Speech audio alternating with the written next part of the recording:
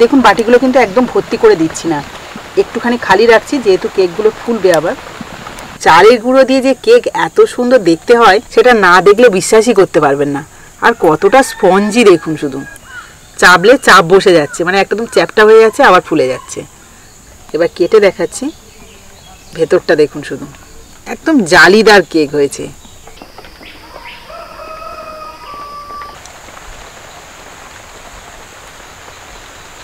খুব নরম,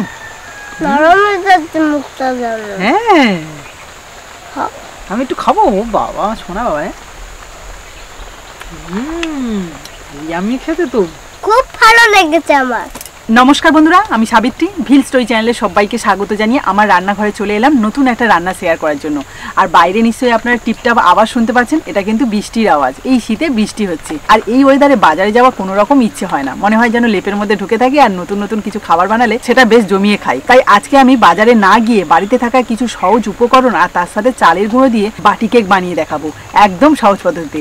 আপনারা শুরু থেকে শেষ অবধি ভিডিওটা দেখুন, আশা করি খুবই ভালো লাগবে। বাটি কেক বানানোর জন্য প্রথমে একটা ব্যাটার তৈরি করব। তার জন্য একটা বড় পাত্রের মধ্যে 1 কাপ নিয়ে নিচ্ছি লিকুইড দুধ। দুধের মধ্যে দিয়ে দিচ্ছি 1/2 কাপ চিনি। আপনারা যদি মিষ্টি খেতে বেশি পছন্দ করেন তাহলে আর একটু চিনির পরিমাণটা বাড়িয়ে দেবেন। দিয়ে দিচ্ছি 1/2 কাপ রিফাইন অয়েল। এবার তেল আর দুধের মধ্যে চিনিটাকে ভালো করে গুলিয়ে নেব।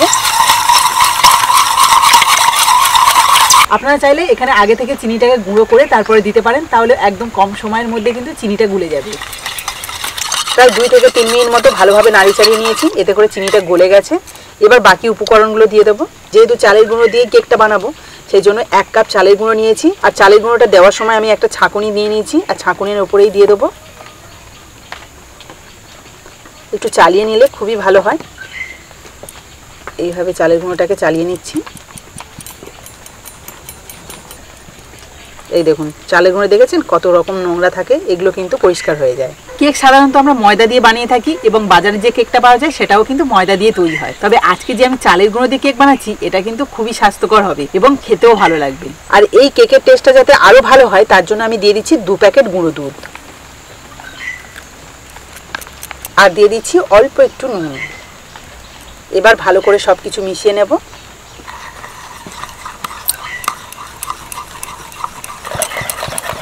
আমরা যারা নিরামিষভোজী তারা কিন্তু কেক খেতে খুবই ভয় পাই, কারণ জানি যে কেক ডিম ছাড়া হয় না। কিন্তু আজকে আমি যে কেকটা বানাচ্ছি সেটা চালের গুঁড়ো দিয়ে, অথচ ডিম ছাড়া, আর সেই জন্য এই কেকটা কিন্তু সবাই খেতে পারবে। সব কিছু ভালো করে মিশিয়ে নিলাম। আর ব্যাটারের থিকনেসটা দেখুন, এই যে একটু পাতলার দিকেই রেখেছি। এবার এটাকে সাইডে রেখে কেকটাকে বেক করার জন্য উনুনটা ধরিয়ে নেব। উনুনটা ভালোভাবে ধরে গেছে, এবার একটা কড়াই বসিয়ে দিচ্ছি। এবার এই কড়াটা গরম হতে থাকুক, ততক্ষণ আমি ব্যাটারটা বাটির মধ্যে রেডি করে নিই। তবে বাটিতে দেওয়ার আগে কেকটা যাতে সুন্দরভাবে ফুলে যায় তার জন্য দিয়ে দিচ্ছি 1/2 চামচ বেকিং পাউডার আর অল্প একটু খাওয়া সোডা। আপনারা চাইলে বেকিং সোডাও ব্যবহার করতে পারেন। এর মধ্যে অল্প একটু জল দিয়ে ভালো করে মিশিয়ে নেব।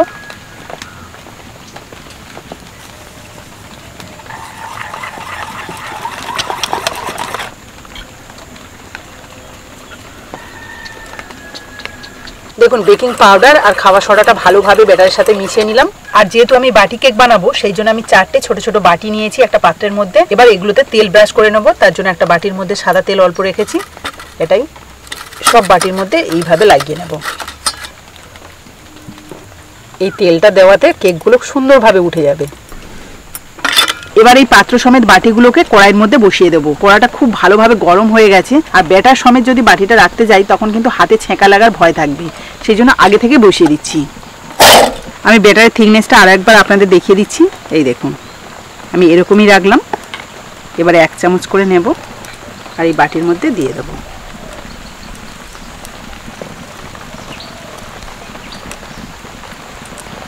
দেখুন বাটিগুলো কিন্তু একদম ভর্তি করে দিচ্ছি না, একটুখানি খালি রাখছি, যেহেতু কেকগুলো ফুলবে আবার।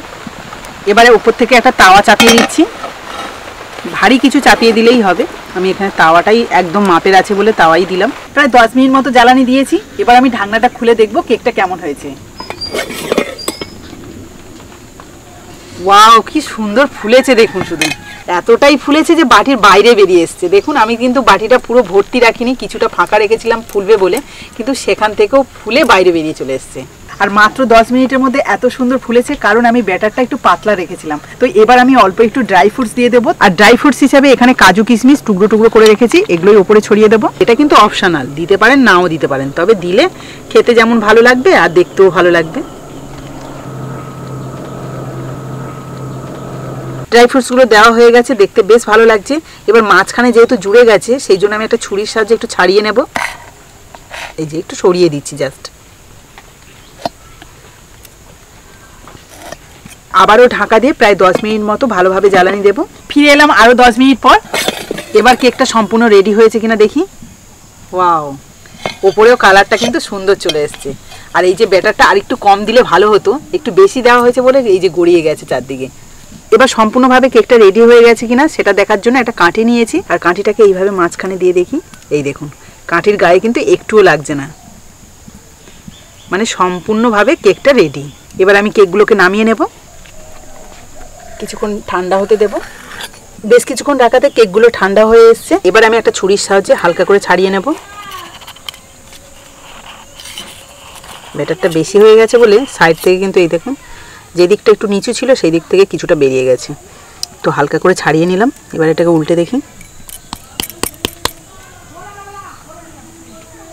এই দেখুন কত সুন্দর হয়েছে, দেখুন শুধু কেকটা। চালের গুঁড়ো দিয়ে যে কেক এত সুন্দর দেখতে হয় সেটা না দেখলে বিশ্বাসই করতে পারবেন না। আর কতটা স্পঞ্জি দেখুন শুধু। এই দেখুন, চাপলে চাপ বসে যাচ্ছে, মানে একদম চ্যাপটা হয়ে যাচ্ছে আবার ফুলে যাচ্ছে। এই দেখুন, প্রত্যেকটা কেক কিন্তু একদম পারফেক্ট হয়েছে। শুধু ব্যাটারটা যদি একটু কম দিতাম তাহলে বাইরে বেরোতো না, আর দেখতে ওপরটা আরো বেশি সুন্দর লাগতো। এই বাটি কেকটা দেখে কেউ সহজে বুঝতে পারবে না এটা চালের গুঁড়ো দিয়ে বানানো হয়েছে না ময়দা দিয়ে।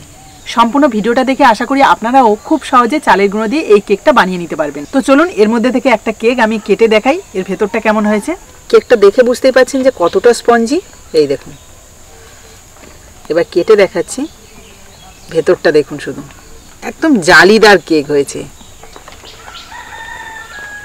কেকটা বানানোর পর কুট্টুসও চলে এসছে, ওকে দেবো, ও খেয়ে বলবে কেমন হয়েছে। কোনটা নেবে, এইটা না? হ্যাঁ আচ্ছা না, ফাঁকাটা আছে, এটা খাই না। ও কাজু কিশমিশ খায় না। ওয়াটারমেলনের মতো লাগছে। ওয়াটারমেলনের মতো লাগছে।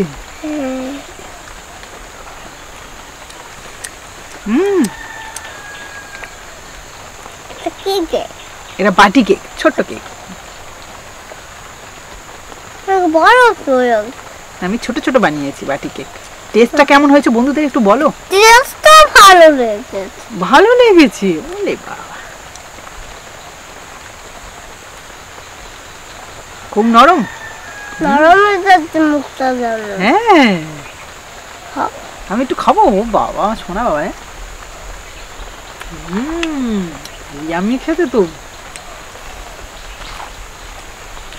ও বাবা, খুব ভালো লেগেছে তাহলে।